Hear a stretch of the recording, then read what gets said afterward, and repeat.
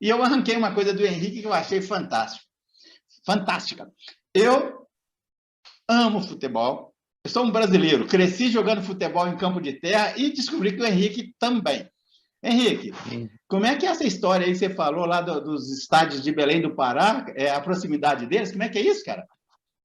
Então, lá em Belém, eu fui faz muito tempo, em 2009, e passei em frente dos estádios. E eu fui para visitar primeiro a Curuzu, e depois eu ia visitar o Baenão. E quando eu cheguei na Curuzu, eu descobri que era na mesma rua, era na mesma avenida, tá entendendo? E o pessoal lá na Curuzu começou a me explicar que antigamente, quando tinha clássico, lá pelos anos 70, 80, assim, até os anos 90, o comecinho, os times iam correndo para o estádio do outro como aquecimento, tá entendendo? E gritando assim, meio que assustando a torcida do adversário, e a torcida ia escoltando.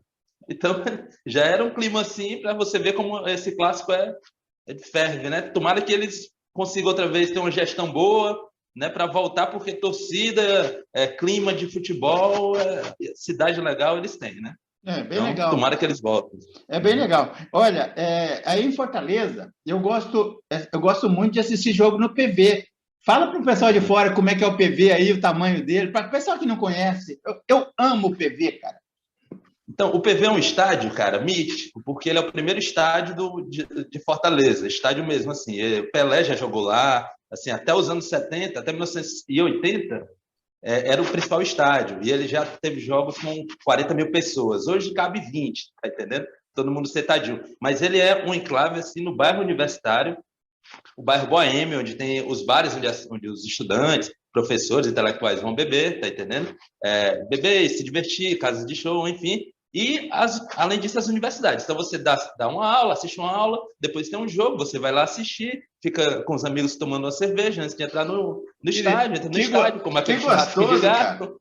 Que delícia. Cara, aí é muito bom. E o estádio é muito próximo. Então você consegue gritar e o jogador ouvir, tá entendendo? A corneta come solta. O Campo da Ponte, você já morou aqui em Campinas, eu torço para Ponte Preta. Você aceita um cafezinho, cara? Cara, eu aceito, mas assim, eu acabei de tomar todo o meu café. Então eu teria que fazer mais. Eu Fica, acho mais bom tom eu deixá-lo sozinho para fazer mais. Então, vou fica, deixar para depois. fica à vontade para tomar água de vez em quando, aqui é informal mesmo. Claro, claro. O Campo da Ponte aqui, Ponte Preta, a torcida da Ponte é ensandecida, apaixonada. Sim. Ah, e fica bem pertinho. Então, o bandeirinha fica ali na. Então, só falta a torcida bater na cabeça dele, assim, ó, porque é muito próximo. PV também, antigamente era assim, hoje colocaram vidro e tal, mas antes era um alambrado, então cusparada no bandeira, nos jogadores do outro time. Eu vi um jogo, Ceará e São Paulo, acho que em 99, foi 2001 no PV, que o Rogério não conseguiu jogar, porque todo mundo estava jogando tudo nele, tá entendendo? Ele sempre foi aquele cara assim, com muita empáfia, e depois que ele veio para o rival, a gente comprovou que estava certo. Enfim, não estava certo não, na verdade, não é para jogar nada no campo não. Estou divagando, assim, a minha paixão está maior do que propriamente um discurso racional. Nós somos brasileiros, brasileiros. Eu sou engenheiro civil, racional, mas apaixonado por futebol. A Ponte Preta é um dos clubes mais antigos do Brasil, tem mais de 100 anos, mas nunca ganhou nada. Eu costumo falar que isso aqui é amor e paixão genuína. É amor e paixão acima de qualquer coisa. E eu já fiz uma. A minha mulher falou que vai me expulsar de casa. Então, se a Ponte Preta for campeã de alguma coisa aí algum dia, você já sabe o que vai acontecer. Duas coisas. Primeiro, o risco de eu ser expulso. E o segundo, você conhece Campinas, eu vou alugar Sim. uma fantasia de gorila, vou alugar e vou atravessar a Avenida Francisco Glicério, que seria a Avenida Paulista aqui de Campinas. Vou Sim. atravessar comemorando. Aí minha mulher falou assim: se você fizer isso, você não precisa mais voltar para casa. Então faça escondido, viu? É o melhor que eu posso te dizer.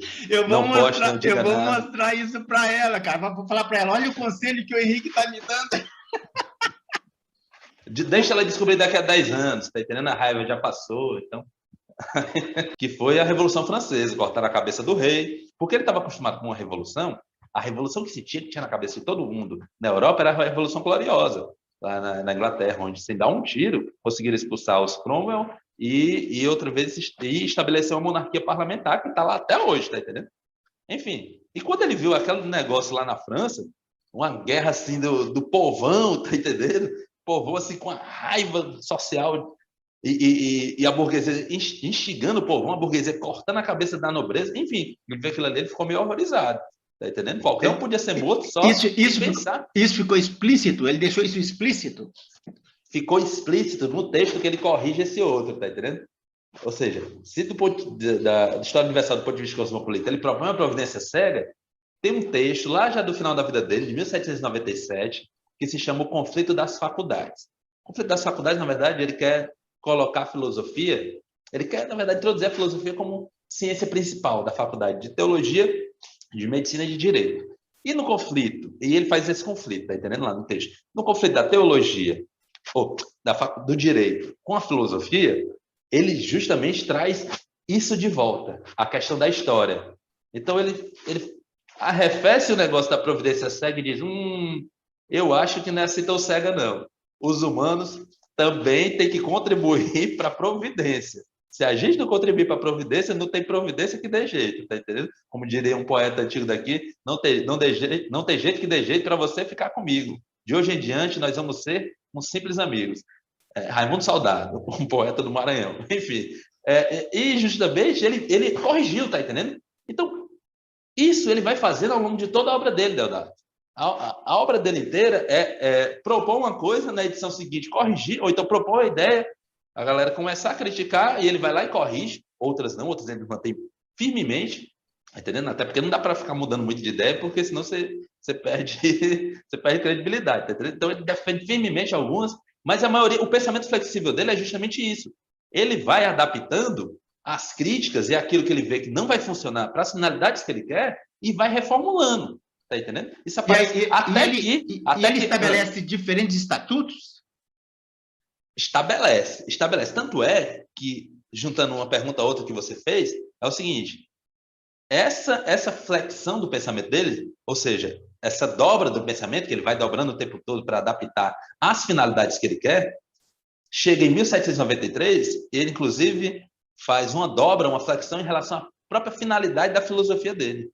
Se ele achava que a finalidade da filosofia era estabelecer padrões para o pensamento correto, para a ação moral, e justamente para se chegar a determinado ponto finalístico da humanidade, ou seja, uma vida em que as pessoas não precisam mais fazer guerra, enfim, uma vida melhor.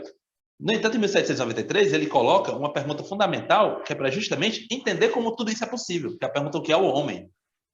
E nessa pergunta ele diz, numa carta, que a ciência que deve estudar justamente essa questão, ou, na verdade, colocar em prática essa questão, é a antropologia. E a antropologia tem como objeto principal o homem.